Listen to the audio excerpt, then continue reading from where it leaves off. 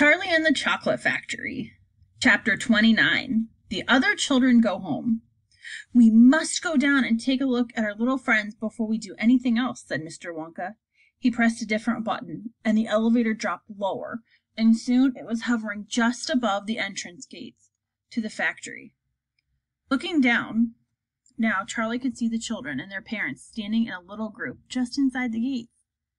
"I can only see 3. Who's missing?" he said. "I expect it's my TV," Mr. Wonka said, "but he'll be coming along soon. Do you see the trucks?" Mr. Wonka pointed to a line of gigantic covered vans parked in a nearby line.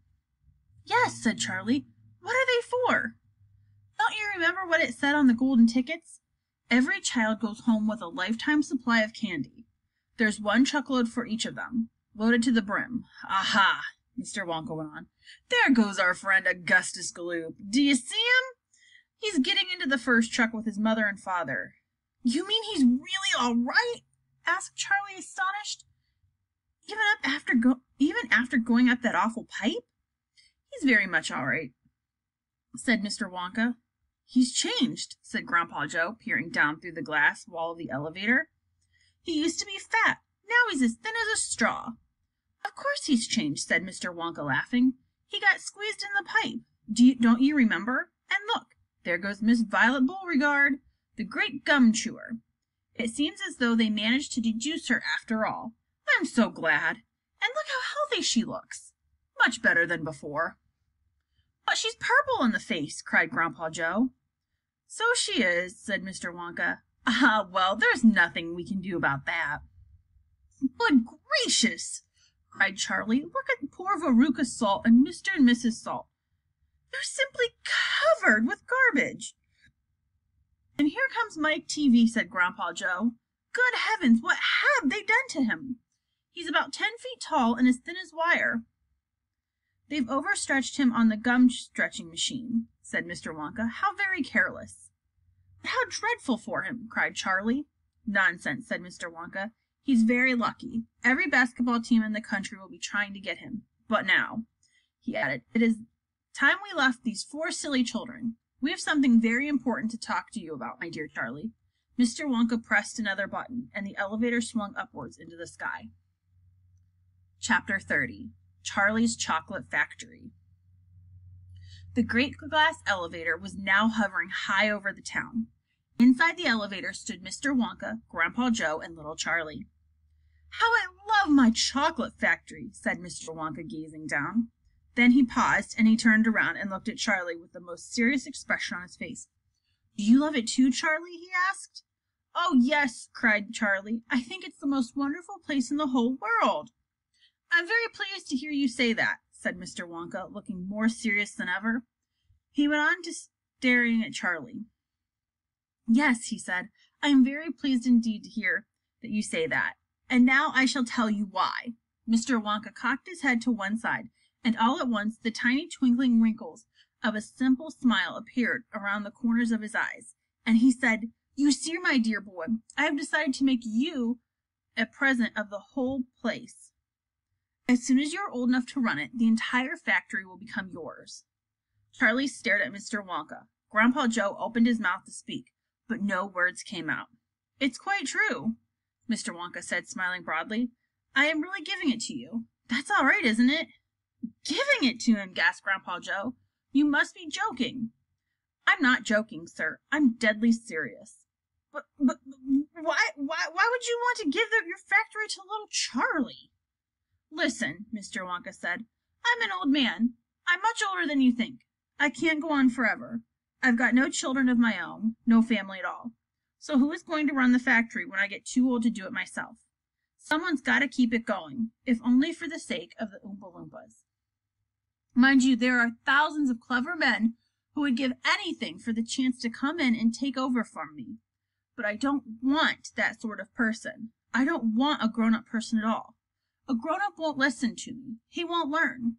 He will try to do things his own way and not mine. So I have to have a child. I want a good, sensible, loving child. One to whom I can tell all my most precious candy-making secrets while I'm still alive." "So that is why you sent out the golden tickets," cried Charlie.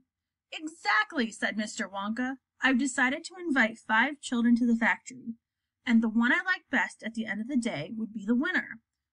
"But Mr. Wonka," stammered Grandpa Joe, "do you really and truly mean that you are giving the whole of this enormous factory to little Charlie, after all?" "There's no time for arguments," cried Mr. Wonka. "We must go at once and fetch the rest of the family. Charlie's father and his mother and anyone else that's around.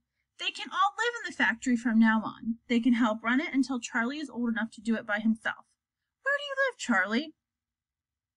Charlie peered down through the glass elevator at the snow-covered houses that lay down below. "It's over there," he said, pointing. "That's it, the little cottage on the right, on the edge of town. The tiny little one." "I see it," cried Mr. Wonka, and he pressed some more buttons, and the elevator shot down towards Charlie's house. "I'm afraid my mother won't come with us," Charlie said sadly. "Why ever not?" "Because she won't leave Grandma Josephine and Grandma Georgina and Grandpa George." "They must come too." "They can't," said Charlie. "They're very old, and they haven't been out of bed for nearly 20 years.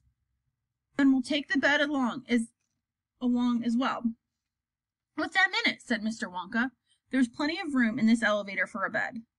"You couldn't get the bed out of the house," said Grandpa Joe. "It won't go through the door."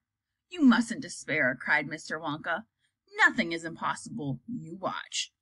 The elevator was now hovering over the roof of the Buckets' little house. "What are you going to do?" cried Charlie. I'm going right on in to fetch them," said Mr. Wonka. "How?" asked Grandpa Joe. "Through the roof," said Mr. Wonka, pressing another button. "No!" shouted Charlie. "Stop!" shouted Grandpa Joe. Crash went the elevator right down through the roof of the house into the old people's bedroom. Showers of dust and broken tile and bits of wood and cockroaches and spiders and bricks and cement went raining down on the 3 old ones who were lying in bed. Each of them thought that the end of the world was come.